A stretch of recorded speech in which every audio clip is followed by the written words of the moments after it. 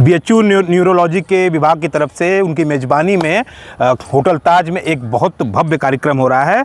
वरिष्ठ पत्रकार हरेंद्र शुक्ला जी हमारे साथ हैं, हम उनसे बात करेंगे और प्रोग्राम के विषय में जानेंगे। न्यूरोलॉजी का बहुत अच्छा अद्भुत नज़ारा हमने बाहर देखा, प्रोग्राम के विषय में बताइए। देखिए जितेंद्र जी, आपने बड़ा अच्छा विषय आज का रखा है और आपको मैं बता दूं कि पूरे दुनिया में चूँकि 32 साल की पत्रकारिता के इतिहास में हमने तमाम सेमिनार्स मतलब हजारों की संख्या में सेमिनार, वो चाहे चिकित्सा विज्ञान का हो, चाहे वो आईआईटी का हो, आईटी का हो, सामाजिक विज्ञान संकाय का हो, कला संकाय का हो, विज्ञान संकाय को हमने अटेंड किया है। लेकिन 32 साल के पत्रकारिता के इतिहास में हमने ऐसा आयोजन नहीं देखा जो all India neurological of India की ओर से 2025 आइकॉन यहाँ पे जो आयोजन किया गया है। यहाँ पे देश और दुनिया के 5000 चिकित्सक इस सेमिनार में शिरकत कर रहे हैं, जो न्यूरोलॉजी बीमारी पर, न्यूरोलॉजी की बीमारी की जो नई पद्धति है, जो नई बीमारी चिकित्सा पद्धति है, उस पर 4 दिनों तक मंथन होगा। और सबसे बड़ी बात है कि देखिए हम लोग की मौजूदगी इस समय होटल ताज में है और पूरा होटल ताज ये 5 दिनों के लिए ये पूरा जो है बीएचयू के न्यूरोलॉजी विभाग ने बुक किया है और इसके आयोजन समिति के सचिव प्रोफेसर विजयनाथ मिश्रा जी हैं। और निश्चित रूप से जो उनकी सोच है कि जो चिकित्सक आएंगे वहाँ विषयगत चिंतन तो करेंगे ही, लेकिन 5000 जो डेलीगेट्स होंगे वो यहाँ से उपहार स्वरूप काशी लेकर जाएंगे और काशी की संस्कृति लेकर जाएंगे। यहाँ आप देखें कि जो चाहे वो कबीर हो, चाहे तुलसी हो, चाहे चिकित्सा विज्ञान क्षेत्र के जो है पितामह कियन उड़प्पा साहब हों, सरसुंदर मामना जी की भी पंडित मदन मोहन मालवीय जी को, तो स्मृतियों को लोग लेकर के जाएंगे। और देखिए आपको सबसे बड़ी बात बता दें कि पूरे देश में, देश का पूरे दुनिया में, वो भी खास तौर पे भारत में, भारत के उत्तर प्रदेश में और उत्तर प्रदेश के बनारस में एक ऐसा ये आयोजन हो रहा है जो आयन कान 2025 की, जिसमें 39 जीटीसी गोरखा रेजिमेंट के जवानों के टोपी को सैल्यूट दे करके इस कार्यक्रम का शुभारंभ होगा। और आपको एक चीज़ और मैं बता दूं कि जैसा अजय जी पूरा विहंगम दृश्य दिखाइए कि हम लोग की मौजूदगी इस समय वाराणसी के होटल ताज के नदेसर पैलेस एरिया में है। और ये देखिए ये कई एकड़ में, ये भूभाग में ये फैला हुआ है, आप देख सकते हैं। तो ये महाराज बनारस की ये विरासत है। और सबसे बड़ी बात यहीं पे कार्यक्रम यहीं पे कल शुरुआत यहीं से होगा। और तो हम कार्यक्रम स्थल की तरफ बढ़ रहे हैं और कार्यक्रम तैयारियां यहाँ देखिए हो रही है। और देखिए सबसे बड़ी बात कि जो 39 जीटीसी के ब्रिगेडियर हैं वो चीफ गेस्ट होंगे कल यहाँ पे। और गोरखा रेजिमेंट के जो कम से कम जो है 121 अधिकारी और जो वहाँ जो मेडिकल सेक्टर में जो चिकित्सक हैं न्यूरोलॉजी के देश के विभिन्न रेजिमेंटों में, उनकी उपस्थिति में, और यहाँ करीब 72 फीट ऊंची जो है ये टोपी, जो गोरखा टोपी है, बिल्कुल जो भारत के, ये टोपी को आप दिखाइए। हाँ, जो भारत का आन बान शान है, ये तैयारी पोजीशन में है। ये अंतिम रूप इसको जो है दिया जा रहा है, चूँकि ये 1 सप्ताह पहले से इस हैट को की तैयारी और तमाम दर्जनों कारीगरों के द्वारा ये किया जा रहा है। और यहाँ पे कल ठीक सुबह 7 बजे इसका, काशी के वरिष्ठ पत्रकार है, जाने माने पत्रकार है, आपका 32 साल का इतिहास रहा है, इससे पहले ऐसा कोई भव्य कार्यक्रम नहीं, कभी कोई भव्य कार्यक्रम नहीं हुआ था विषयगत। लेकिन सबसे बड़ी बात कि जो ये सेमिनार आम जनमानस से, अब आप अस्पतालों में देखते होंगे कि न्यूरोलॉजी के कितने पेशेंट जा रहे हैं, कोई मानसिक विकार है, कोई मानसिक तनाव है, कोई एंजाइटी है, कोई नस के रोग से संबंधित तमाम मरीज जो है बिल्कुल जा रहे हैं। तो ऐसे जो नई चिकित्सा पद्धति है उस पर जो है काशी में देश दुनिया के 5000 चिकित्सक मंथन कर रहे हैं। और देखिए ये कितना सुंदर दृश्य है। ये देखिए ये होटल ताज का ये नदेसर पैलेस एरिया है। और थोड़ा सा मैं चाहूँगा कि इस पूरे एरिया को दिखाइए। नाव में यहाँ पे पेड़ उगाया गया, ये बड़ा जो है खूबसूरत है। और निश्चित रूप से महाराज बनारस और हम लोग जहाँ पे थे वो महाराज प्रभु नारायण सिंह जी की जो है वहाँ पे हाफ प्रतिमा लगी हुई थी।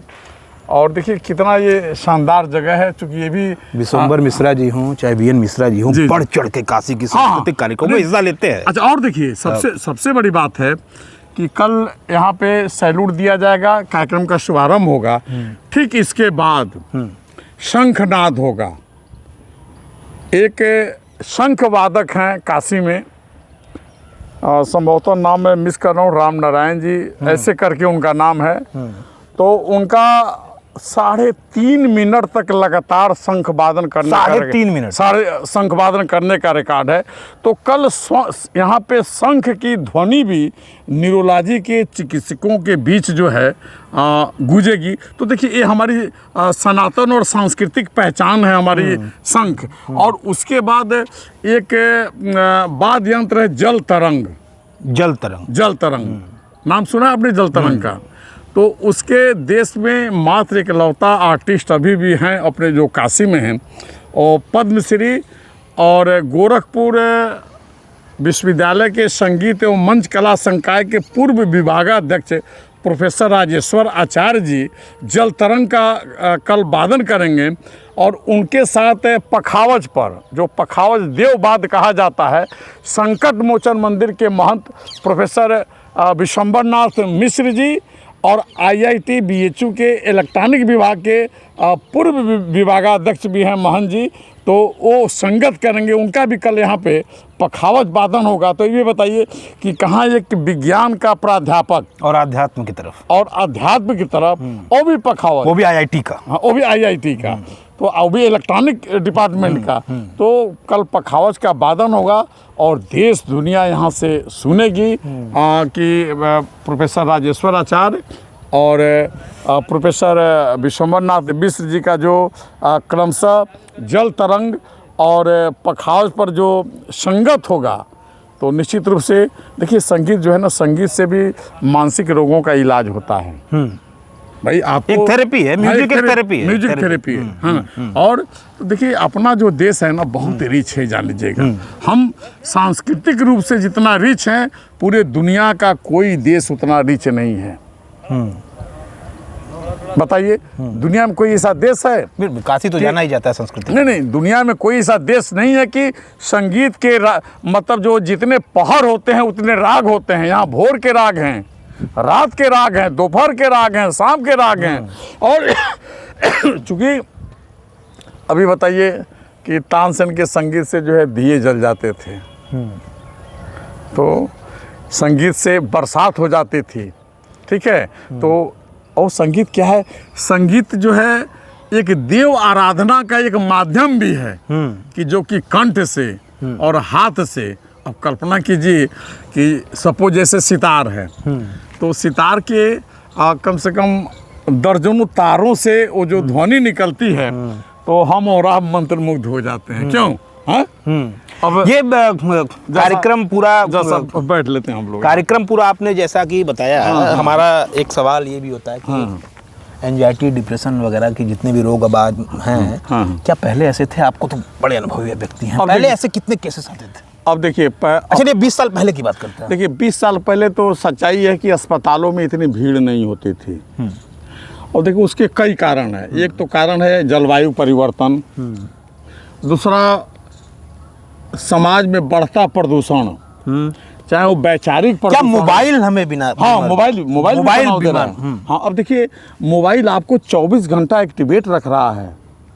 आप घर में हैं, मोबाइल चार्जर में लगाए हैं, आप कोई काम कर रहे हैं, आप बाथरूम में हैं, जब घंटी बजती है मोबाइल की, तो आप अगर बाथरूम में, तो सट समय आपका दिमाग मोबाइल पे जाता है कि किसका कॉल है, क्या बात है, कि सुबह 7 बजे या रात को 12 बजे या 2 बजे क्या बात है, किसका कॉल है। अब बताइए, आप नित्य क्रिया कर्म के लिए आप जो है वॉशरूम में बैठे हुए हैं और वहाँ आपकी एकाग्रता भंग हो रही है। पता चला कि आप भोजन कर रहे हैं, वहाँ मोबाइल की घंटी बजने लगी, पता चला कि आप पूजा पाठ कर रहे हैं, योगा ध्यान कर रहे हैं या वॉक कर रहे हैं, वहाँ मोबाइल की घंटी। चीन में तो नहाते हुए भी लोग मोबाइल का इस्तेमाल करते हैं, वाटरप्रूफ मोबाइल है। चाइना की ये कंडीशन है। अब सोचिए कि अब जो ये मस्तिष्क है कितना काम करेगा, ये मस्तिष्क है कितना काम करेगा। तो निश्चित रूप से जब सारा लोड होगा, जब मानसिक रोग का कारण मोबाइल है। मोबाइल है, मानसिक रोग का कारण प्रदूषण, जलवायु परिवर्तन और मोबाइल है, जान लीजिएगा। इससे तमाम बीमारियां पैदा हो रही हैं, जान लीजिएगा।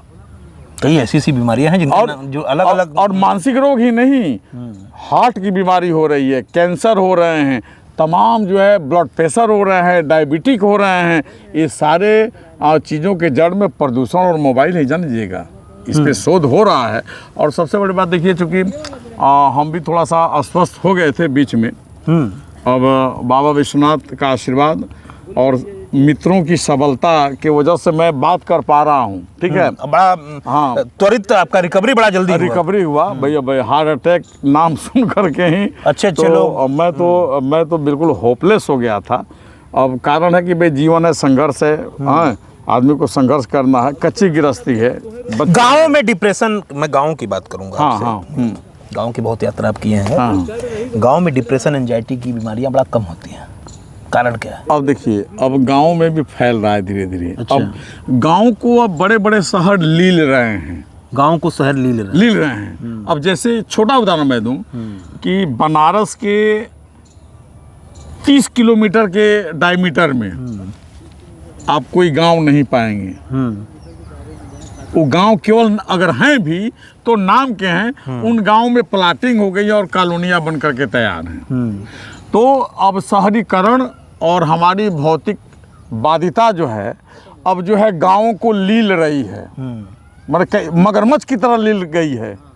अब गांव में, अभी सोच लीजिएगा, शहरों से ज़्यादा चालाक लोग अब गांव में निवास कर रहे हैं, जान लीजिएगा आप। हम लोग गांव के हैं, पृष्ठभूमि